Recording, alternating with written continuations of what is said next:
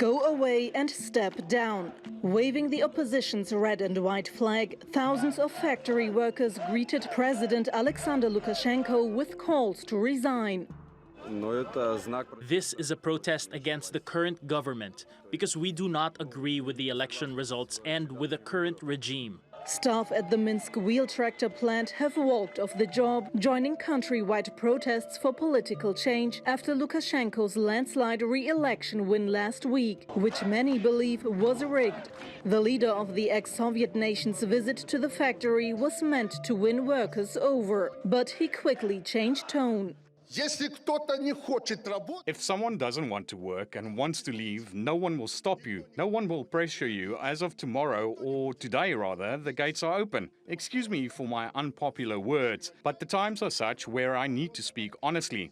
Workers at other factories, including potash producer Belarusian, have also gone on strike. Any halt of production could cut a major source of state income, as Belarus is one of the world's largest miners of the salt. The state-owned plants are a centerpiece of Lukashenko's Soviet-style economic model. But sluggish economic growth in recent years has turned even those against him. The IMF estimates GDP will shrink 6% this year. By the end of 2011, inflation had surged 109% before falling to 5% last year. The country's external public debt stands at around $18 billion, or 29% of GDP, due to a lack of international financing. Back in 2009, the International Monetary Fund had approved a nearly $3 billion bailout. But the government ultimately failed to realize economic reforms under the deal, and funding was suspended. The European Union, meanwhile, has threatened further action against Minsk after imposing sanctions over its crackdown on protesters. Whether further restrictive measures will be taken will depend on the future behavior of the Belarusian authorities. Of course, we are also considering the possibility of extending sanctions to other leading figures. Facing the biggest challenge yet to his 26-year rule, Lukashenko says he's preparing a vote on constitutional changes, which could see him handing over power. But until that happens, more voices are expected to join the protests. Sibel Karkus, TRT World. Well, for more on this, Anders Aslund joins us now from Washington, D.C. He's an economist and senior fellow at the Atlantic Council and has written extensively on Belarus. Welcome to Money Talks, Anders. Now, we're seeing extraordinary scenes play out across the country right now, with thousands of workers from Belarus's state-owned factories joining calls for President Lukashenko to resign. How significant is this, given that these workers are traditionally his support base?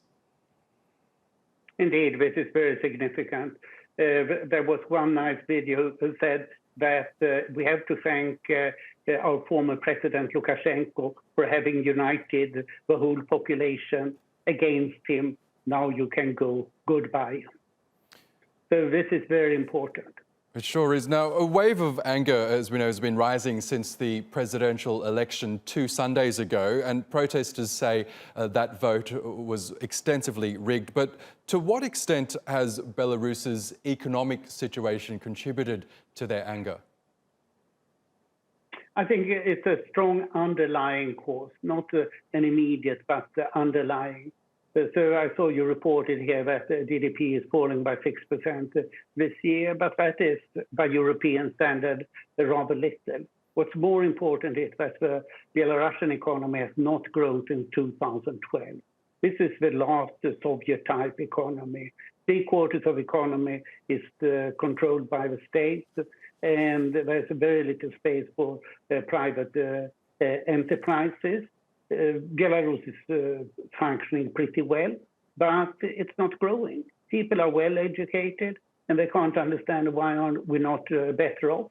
Well, because Lukashenko insists on maintaining the state-controlled economy for his own benefit, and not in the interest of anybody else. Yes, tell us more about Belarus's economy, because since Lukashenko became president in '94, he really has maintained this Soviet-style economy, hasn't he? And as well as maintaining close ties with Russian President Vladimir Putin. How dependent is Belarus's economy on Russia? It's heavily dependent on Russia in several ways. One is that about half of Belarus export goes to Russia. And you can say that these are the best Soviet products that were ever produced. It's heavy machine building, like trucks and tractors. It's also, for example, electrical stoves, good things, but not quite up to competitive world standards. And the other side is that Belarus to the West essentially exports fertilizers, potash, and refined oil. And the oil is bought cheaply from Russia. The gas for the fertilizer is bought from Russia at a low price.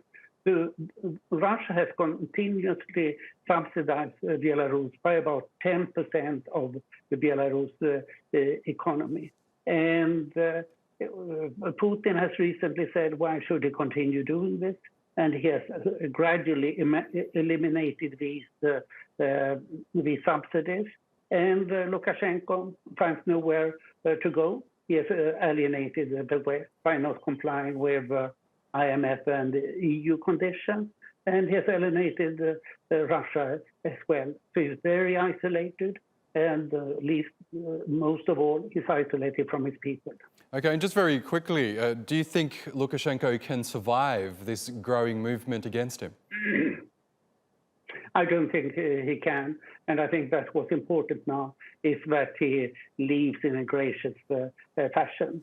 He has a small group of perhaps a few thousand security forces that can be prepared to fight and kill for him. This must not happen. I think that the European Union should send representatives to try to negotiate his exit from Belarus. This is not to punish him, but to get rid of him. Okay, Anders Aslund from the Atlantic Council, thank you so much again for joining us.